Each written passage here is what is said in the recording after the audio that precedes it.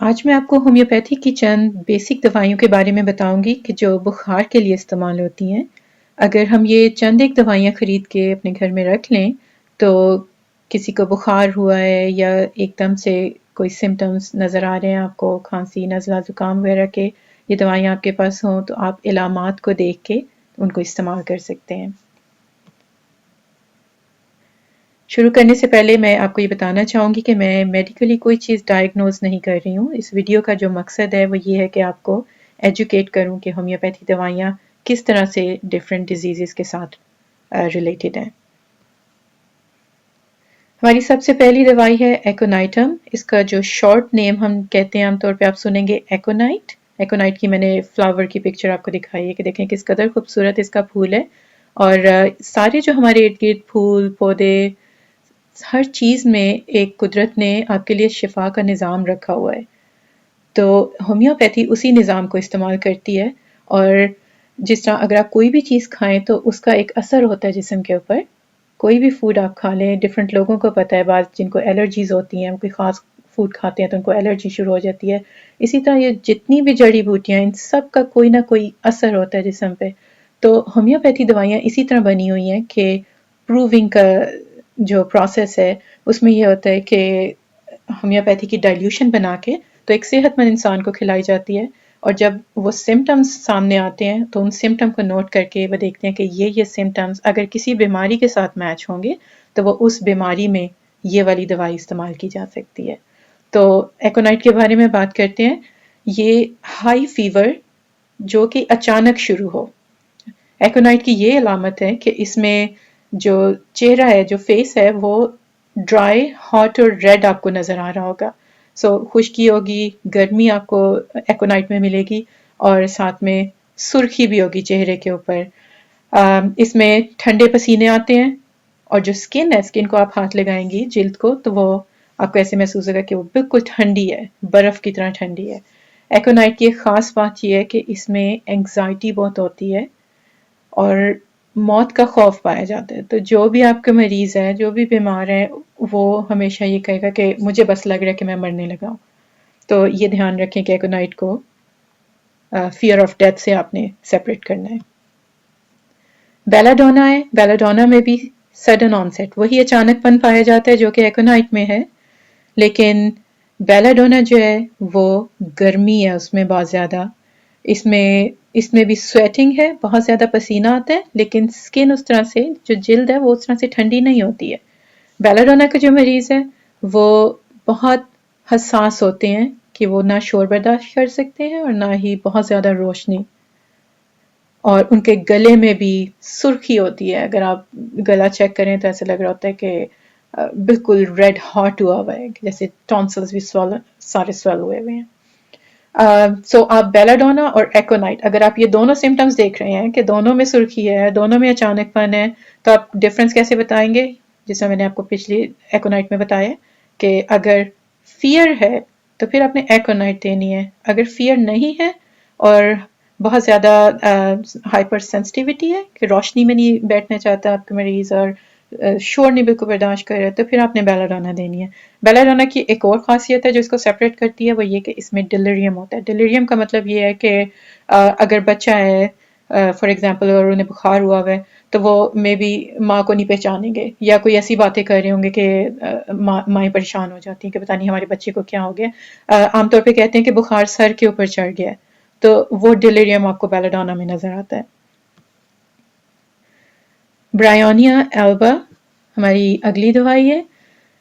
برائیونیا کے بخار کی کیا خاصیت ہے کہ ہائی فیور تو اس میں بھی ہوگا، بہت زیادہ بخار آپ کو نظر آ رہا ہے، ہم بخار کی ہی بات کر رہے ہیں اس وقت، لیکن اس میں جسم میں بہت زیادہ دردیں ہوتی ہیں، اور اتنی زیادہ دردیں ہوتی ہیں کہ جو مریض ہے وہ ہلنا نہیں چاہ رہا ہوتا، پیاس بہت زیادہ ہوتی ہے، خشک کھانسی اس کے ساتھ ہو سکتی ہے۔ برائیونیا جو ہے نمونیا میں بہت اچھا کام کرتی ہے، اس کو فاسفورس کے ساتھ اگر آلٹرنیٹ کریں تو بہت جلدی نمونیا کے جو سمٹمز ہیں وہ قابو میں آ جاتے ہیں۔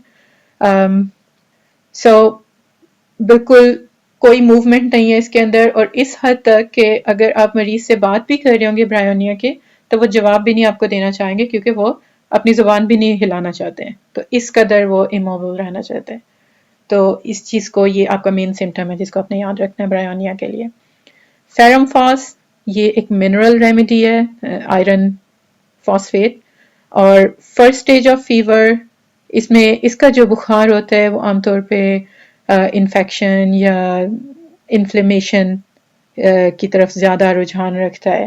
تو اگر لو گریڈ فیور چل رہے ہیں، تھوڑی بہت ویکنیس ہے اس کے ساتھ، اگر آپ کسی بچے کو دیکھ رہے ہیں کہ انہیں فیرم فاس کا بخار ہے تو وہ یہ نہیں ہوگا کہ بیٹھے ہوئے کونے میں ہلنا نہیں ہے ویکنس کی وجہ سے، وہ بچہ بھاگ دوڑ رہا ہوگا.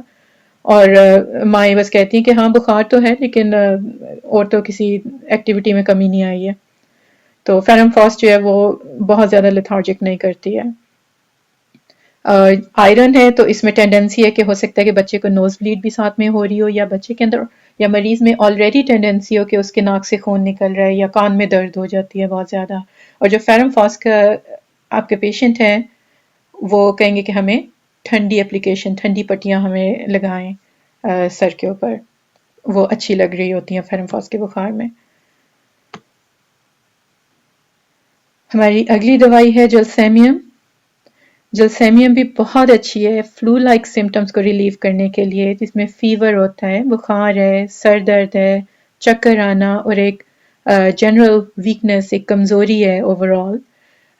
اس کی خاص بات یہ ہے کہ اگر آپ باہر نکلے ہیں اور باہر ٹھنڈ تھی، آپ نے ٹھنڈ اس وقت کیچ کر لی ہے، تو آپ کو جو بخار ہے وہ 3-4 دن کے بعد جا کے شروع ہوگا، فوراً نہیں شروع ہوگا. اور اس وقت انسان سوچ رہا ہوتا ہے کہ مجھے کیوں بخار ہوا ہے، میں تو کہیں نکلا بھی نہیں. تو عام طور پہ اس کا جو آنسیٹ ہے وہ 3-4 دن لیٹ سٹارٹ ہوتا ہے. جلسیمیم کی کیا خاص بات ہے کہ یہ جب آپ یورینیٹ کرتے ہیں، پی کرتے ہیں، تو اس کے سمٹمز جو ہیں وہ ریلیو ہوتے ہیں. اور بعض دفعہ پیشنٹس بتائیں گے کہ ایسے لگتا ہے کہ بہت زیادہ واٹری یورین آیا ہے، مور دین یوزول، مور دین نارمل. اس میں چلز ہوتی ہیں، شیورز ہوتی ہیں. تو وہ جو چلز ہیں آپ کو لگ رہا ہوگا کہ کمر کے سب سے نیچے حصے سے لے کے سر کی چوٹی تک جا رہی ہیں. تو اوپر نیچے بیک اینڈ فورتھ بہت زیادہ سردی کی لہریں دوڑ رہی ہوتی ہیں. اور جلسیمیم میں جو آپ کے جلسیمیم کا پیشنٹ ہے تو وہ پیاس ان کو نہیں لگ رہی ہوگی. جس طرح برایونیا کا ہے تو وہ آپ سے پانی مانگ رہے ہوں گے بار بار، لیکن جو جلسیمیم کا ہے وہ پانی نہیں مانگ رہے ہوں گے. اگلی دوائی ہے نکس وامیکا. جو نکس وامیکا کے پیشنٹ ہوتے ہیں وہ بہت ٹھنڈے ہوتے ہیں، اس حد تک ٹھنڈے ہوتے ہیں کہ ان کی جو انگلیاں ہیں وہ بھی، ان کے ناخن نیلے ہونے شروع ہو جاتے ہیں، کہ آپ کو محسوس ہوتا ہے کہ ان کا رنگ بدلا ہوا ہے، بلوئش سا ٹینٹ آ جاتا ہے اس میں. اور نکس وامیکا جو ہے وہ سٹمک کے سمٹمز کی، ڈائجسٹو سمٹمز کی بہت اچھی دوائی ہے. تو اگر فیور ہے اور اس کے ساتھ ڈائجسٹو ایشوز بھی ہیں کہ جس میں کریمپنگ ہے یا نوزیا چل رہا ہے، تو نکس وامیکا کی طرف. اور آپ کا جو پیشنٹ ہے اس کو سردی بھی بہت لگ رہی ہے. آلسو نکس وامیکا کے جو پیشنٹ ہوتے ہیں وہ عام طور پہ بہت اریٹیبل ہوتے ہیں. ہم کہتے ہیں کہ بیمار ہو کے تو بہت چڑچڑے سے ہو گئے ہیں. جو بچہ ہے تو وہ ہر چیز کو اتنا چڑچڑا ہو جائے گا کہ وہ ہر چیز کو انکار کر رہا ہوگا، ہر چیز کو دور کر رہا ہوگا، کوئی بات نہیں سننی، کچھ نہیں، جو ماں کہہ رہی ہے وہ کسی بھی بات کو نہیں سننا.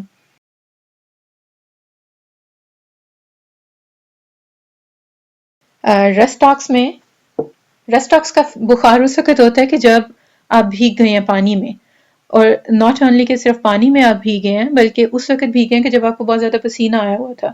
تو آپ کی باڈی جو تھی وہ بہت زیادہ گرم ہوئی ہوئی تھی، اور شاید آپ باہر گئے ہیں، بارش میں بھیگ گئے ہیں، یا آپ باہر کھیل رہے تھے اور کھیلتے ہوئے بارش ہو گئی اور آپ اس میں بھیگ گئے ہیں. تو یہ جو ٹیمپریچر کا ڈفرینس تھا اس کی وجہ سے آپ کو بخار شروع ہو گیا ہے. اس کے رسٹاکس کے بخار میں بہت زیادہ ریسٹلیسنس ہوتی ہے، مسلز کی بے آرامی سی محسوس ہوتی ہے. جس طرح میں نے آپ کو بتایا تھا کہ جو برایونیا کا پیشنٹ ہے وہ بالکل سیدھے چت لیٹے ہوں گے، کوئی حرکت نہیں ہو رہی.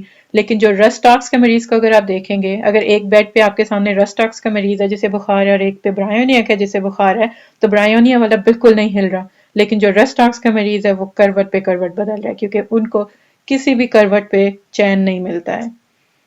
ان کی زبان ڈرائی ہوتی ہے، اتنی ڈرائی ہوتی ہے کہ اگر آپ چیک کریں تو بعض ایسے لگ رہا ہوتا ہے کہ براؤن کلر کا لیدر کا ٹکڑا پڑا ہوا ہے ان کے منہ کے اندر، اور انہیں بہت زیادہ پیاس لگ رہی ہوتی ہے.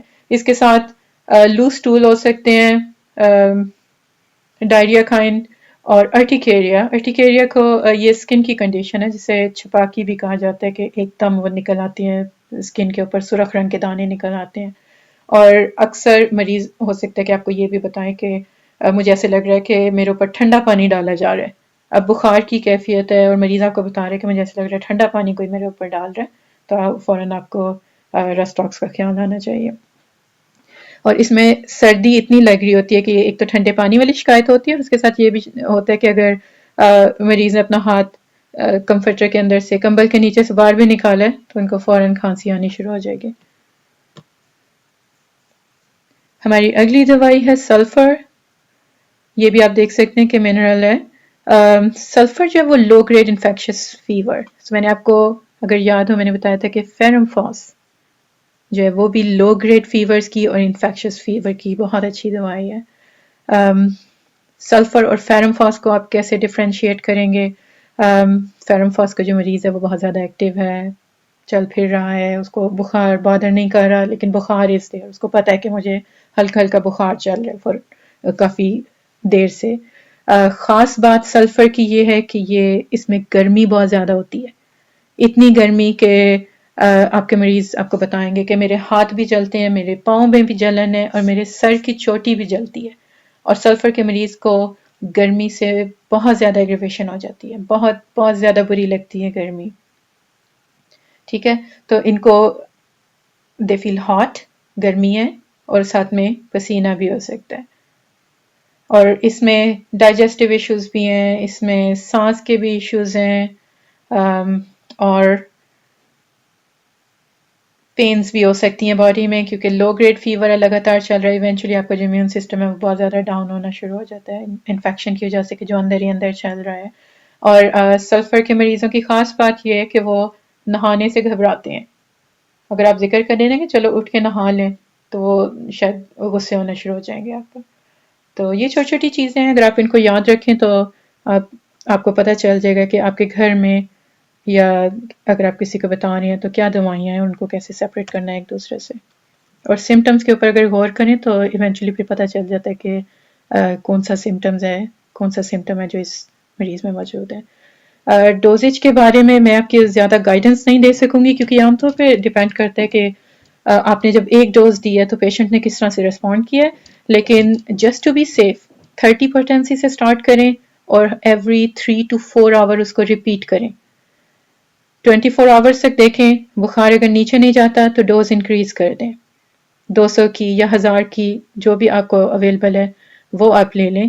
کس طرح سے لینی ہے؟ اگر آپ کے پاس پلز ہیں تو آپ 2 گولیاں لے سکتے ہیں، چھوٹی چھوٹی سے جو وائٹ لیکٹس کے بال ہوتے ہیں، شوگر بالز، وہ 2 سے 3 گولیاں لے سکتے ہیں. اگر ڈراپس ہیں تو 2 ڈراپس 1 چمچ پانی میں ڈال کے تو آپ کی 1 ڈوز ہوگی، بڑا جو چمچ ہوتا ہے کھانے کا چمچ پانی کا. ٹھیک ہے، تو اگر میں آپ کو بتا رہی تھی کہ 24 گھنٹے میں اگر بخار نیچے نہیں آتا تو 200 یا 1000 کی 1 ڈوز دیکھیں اور تھوڑا سا ویٹ کریں، دیکھیں کہ اس کا کوئی اثر ہوا ہے یا نہیں. اگر تو بخار اتر جاتا ہے 200 یا 1000 کی پوٹینسی دینے میں تو پھر ویٹ کریں کہ جب تک بخار واپس آئے. آپ نے وہ ٹائم کو کاؤنٹ کرنا ہے کہ کتنی دیر میں آئے. ٹھیک ہے، تو اس ٹائم کے بعد نیکسٹ ٹائم جب بخار واپس آنے لگے تو آپ نے اس ٹائم سے بخار آنے سے پہلے ہی ڈوز کو ریپیٹ کر دینا ہے. اور اس طرح 2-3 دن میں پھر بخار آہستہ آہستہ اتر جاتا ہے. نیچرلی اس میں کوئی امیون سسٹم کو ڈیمیج نہیں ہوتا ہے. اگر آپ کی دوائی صحیح ہے، اگر آپ کی ڈوزج صحیح ہے تو وہ دوائی ضرور کام کرتی ہے. اگر آپ کا فیور پرسسٹ ہے، اگر نہیں اتر رہا تو ڈیفینیٹلی گو سی اے ڈاکٹر یا ہومیوپیتھ، جس کو بھی جو بھی آپ کے پاس اویلیبل ہے، جائیں اور پروفیشنل اوپینین لیں کہ کیا ہو رہا ہے. اس کو بالکل ان اٹینڈڈ نہ چھوڑیں. اب میں آپ سے اجازت چاہتی ہوں. اگر آپ کو میری ویڈیو اچھی لگی ہے تو آپ سبسکرائب کریں تاکہ آپ کو میری دوسری ویڈیوز بھی مل سکیں. اور اگر آپ کو کوئی کویسچن ہے تو ڈسکرپشن میں میرا ای میل ایڈریس ہے، آپ ای میل کے اوپر مجھ سے کویسچن پوچھ سکتے ہیں.